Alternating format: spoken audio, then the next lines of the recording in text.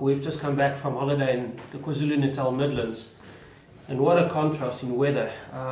There it was 23, 24 degrees, and down here in Tilbach it's about 9 degrees today.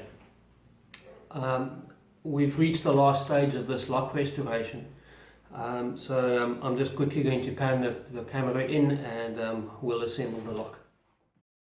Right, the first step is to put this little cover plate back. I'm just going to push that in there, and then we need to hammer it back into position. So I'm just going to set this foam aside, use a little block of wood, hammer, okay, and then I'm just going to use this little punch that I made out of an old file just to reseat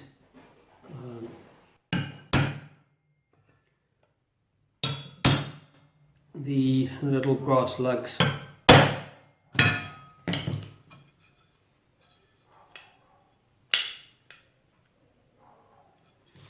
Might need another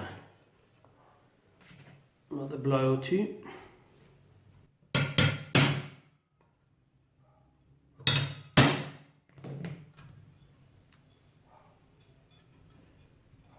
Right, that's great. We can set all of that aside. I'm going to put this back onto the foam. Okay, now assembly this is actually quite easy. All these pieces just slot in.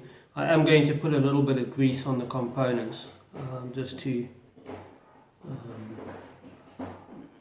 make movement a little bit easier.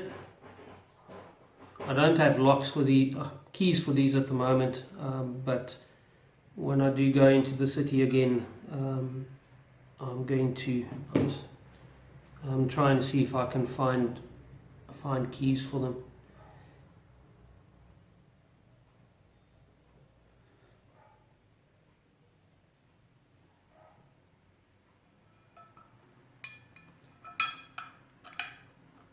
Right, there's the first one.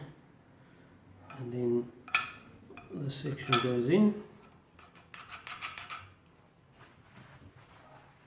and then these two little plates are next.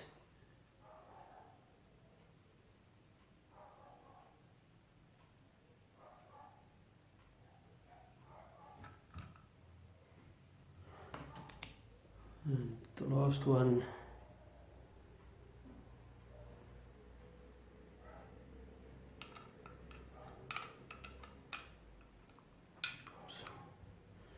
the grease on the wrong side.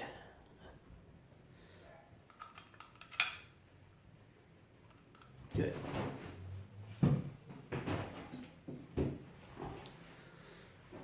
Get rid of the grease on my fingers. The next piece to go in is this unit here. Make sure that seats in nicely, and then we just put this locking spring in. Now it catches this piece here, catches on there, goes around that little pin, and then it clicks in right on that side, and there we go. Now obviously when you turn the door handle, it will then operate that. Next step is to put this cover plate on.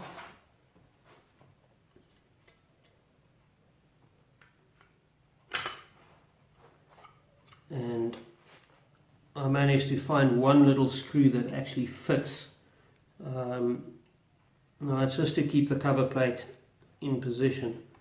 So one screw is absolutely perfect. And there the lock is completed. I've also repainted the little strike plate. I've also repainted the little cover plates, so these are all ready to be fitted, and then also I cleaned and buffed up these little brass screws to reattach these to the door. Now the last thing is just fitting the door handles. It's got a little bar with some threaded holes, so it simply pops in there, and there's a locking screw.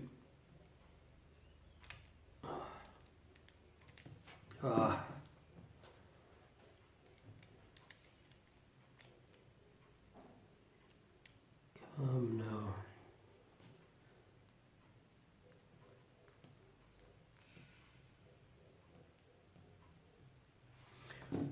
Simply attaches like that, and then this pops through that hole.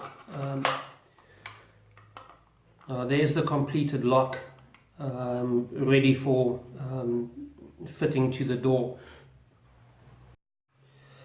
Okay, I've also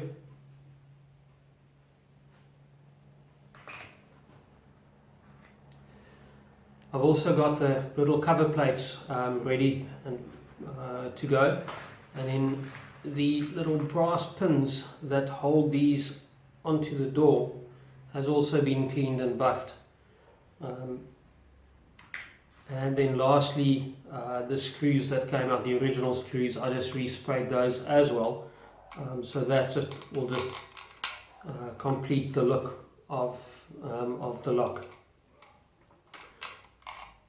The doors are all Oregon pine that these will go onto. At the moment they're covered in various coats of varnish and paint, so I'll take you through that process.